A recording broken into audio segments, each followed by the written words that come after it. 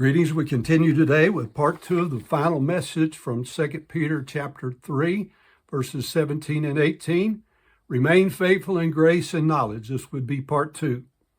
Revelation 3:11, Jesus says, "Behold, I come quickly.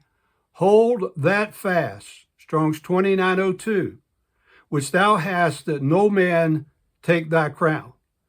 It's in the message that Jesus sent to the church in Philadelphia.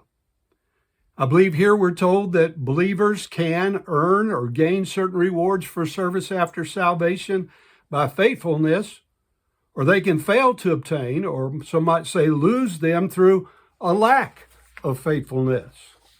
I find it intriguing as I study the New Testament that faithful men such as Peter and James, Paul and John express confidence in their standing in judgment before God. And they encouraged others that they could have this confidence also. 2 John, verse 8 says, "Look to yourselves, that we lose not those things which we have wrought, but that we receive a full reward." Implies someone can receive less than a full reward.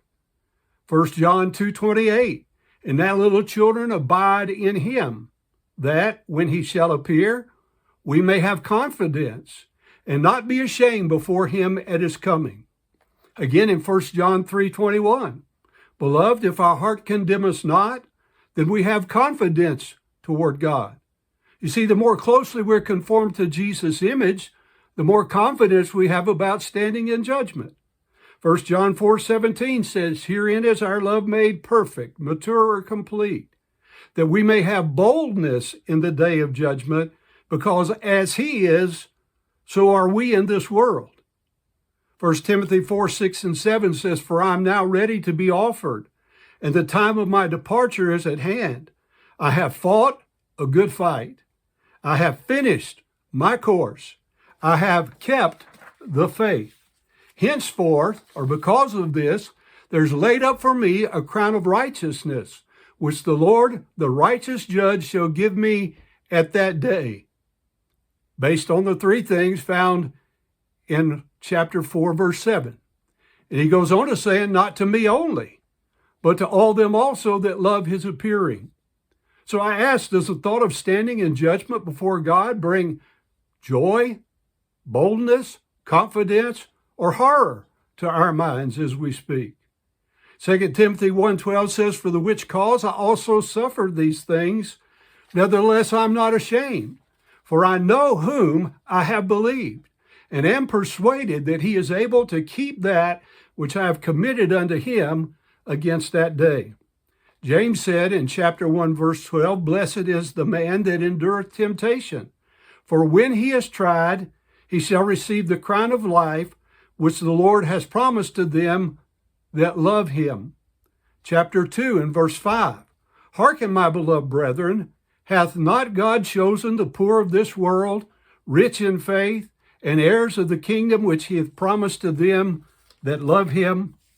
1 Peter 5:4 says, "And when the chief shepherd shall appear, you shall receive a crown of glory that fadeth not away."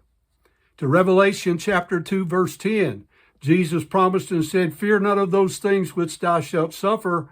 Behold, the devil shall cast some of you into prison, that you may be tried, and you shall have tribulation 10 days. Be thou faithful unto death, and I will give thee a crown of life.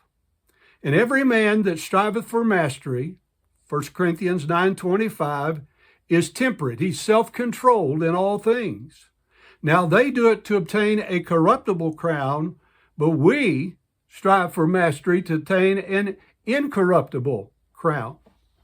In the book of Matthew, chapter 19 and verse 27, it says, "Then Peter answered and said unto him," speaking to the Lord, "Behold, we have forsaken all and followed thee. What shall we have therefore?"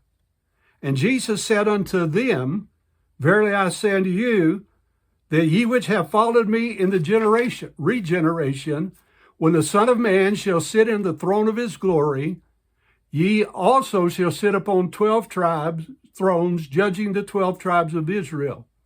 And everyone that hath forsaken houses, or brethren, or sisters, or fathers, or mother, or wife, or children, or lands for my name's sake, shall receive 100-fold and shall inherit everlasting life.